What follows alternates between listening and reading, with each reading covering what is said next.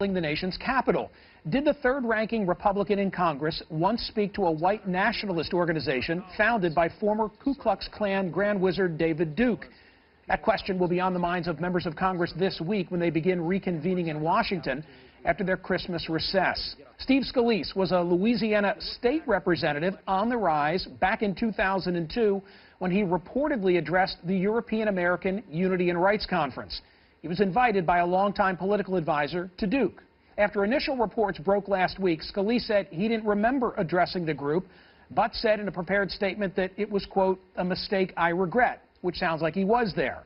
But then that political advisor, who initially told the Washington Post that Scalise was there, backtracked and said that Scalise addressed a civic association. As the contradictory statements are parsed, Republicans can ill afford the Scalise situation given their lack of recent success in making inroads in the minority community. I've got a lot of questions. And who better to ask about Congressman Scalise's appearance than David Duke himself? So, 2002, did Steve Scalise speak to the group that you founded? Frankly, I'm not sure.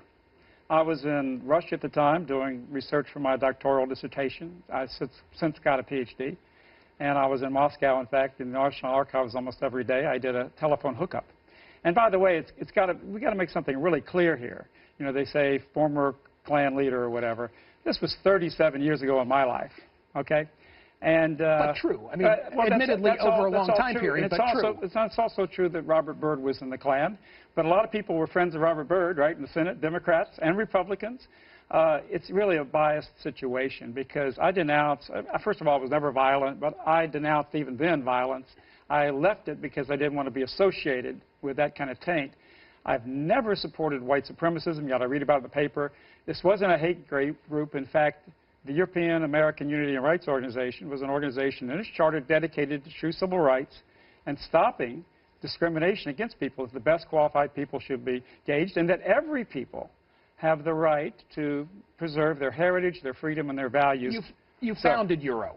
Yeah, I did found Euro. Okay, this is a huge story. It's a nationwide kerfuffle now. So I have to believe common sense would tell me, David, that as the story has broken, you've picked up the phone or you've gotten online and you've said to the people with whom you were involved in that group, hey, what's the deal? So what's the deal? I certainly did, and I've got conflicting reports. One person said that he was a no-show, that he was scheduled to come. Other person said that he was, said that he did come. I mean, I just don't know what the truth is. I think that it seems that Mr. Scalise thinks that he may have. That's why he's covering. Why else would he say that he regrets He's covering himself. But but we've got to go to a deeper aspect of this, and the fact that if any United States Congress went to a group called La Raza Unida, and presidents have done that too, which is the United Race, which is an activist advocacy group for the interests of Mexican Americans and Latino Americans. If that was happened, nobody would have a blink of an eye. Well, you would. Well, and you beef about that in the same way that people are beefing about this. Actually, I don't, sir. The fact is, I believe that every people has a right to work for their interests, to preserve their heritage. In fact, I believe every people on earth have that right. I believe that every nation and every people has a right to be free and independent. Now, that's what I preach every day. You can hear it on my radio show. You can see it on my website, my books, my writings. But it goes beyond that. Of course, if he would have gone to an African-American advocacy group who's concerned about African-Americans, like the NAACP, Republicans, Democrats go to that, no problem. If he'd gone to a Jewish advocacy group, even advocacy for a foreign country, which is Israel, and the interests of the Jewish people, no problem. But he came to a European organization, big problem. And don't forget, he was an elected official. So what is America all about? Aren't we supposed to believe that if you're an elected official, when you serve in Congress, you're representing all the people of your district, not the people just you voted for, not the people you agree with. Aren't you supposed to listen to people? Just to close the loop on what you know of Scalise and the meeting, Eric Erickson makes, I think, a real good point. If you come to a David Duke event, you pretty much remember you were there. Well, look, certainly, as far as the media is concerned, it's a very controversial group.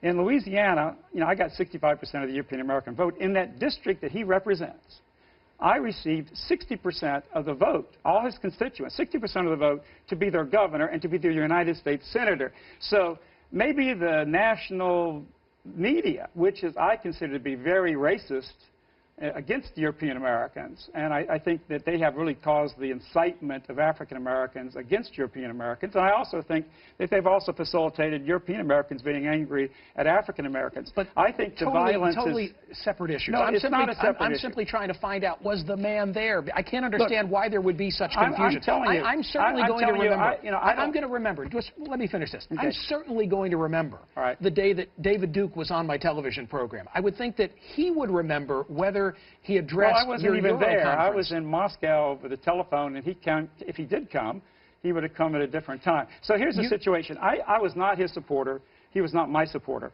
I did not contribute to him. He did not contribute to me, okay? He was not a member of my organization.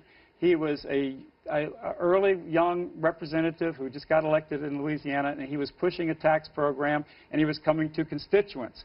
And again, I believe that every elected official has a responsibility to hear out people who are right-wing, left-wing. No matter their viewpoint. Of course. Help me stay focused on this incident. Yeah, I am. You said this week that if he's crucified, I think that was your word choice, then you're going to name names. What are we talking about? I would name names of any Democrat, and I know some Democrats and Republicans in the House of Representatives who tried, in fact, urged me to support them legally. In fact, I did. The governor of the state of Louisiana, Mr. Foster, wanted my support. In other words, you're saying there are members of Congress today who have relationships with you. Have had relationships. But they choose to keep those private. And that's fine. And you honor and that. I respect somebody's privacy. But you'll call them out. But I would call them out if they be hypocritical. New David Duke was in the last 3 years, your open letter to the world, and you go back and you talk about World War II and you talk about atrocities on both sides of the aisle, but you never use the H word. You never use Holocaust. I don't want to get into this whole debate today, but you raised it. Do you believe in the Holocaust? Well, I say very... Does the new David Duke in 2015 believe that the Holocaust occurred? Well, of course, I believe there were terrible atrocities. No, but I want you to say it differently. Okay. I want you to say the Holocaust occurred. I don't care what you call it, but with the point I make... I want to hear you say it. Okay, I believe in the quote, Holocaust. But let me tell you something. Why is it that there's no movies, very little attention about the greatest Holocaust in the history of the world, which was the Holocaust against Christians by the Soviet communism?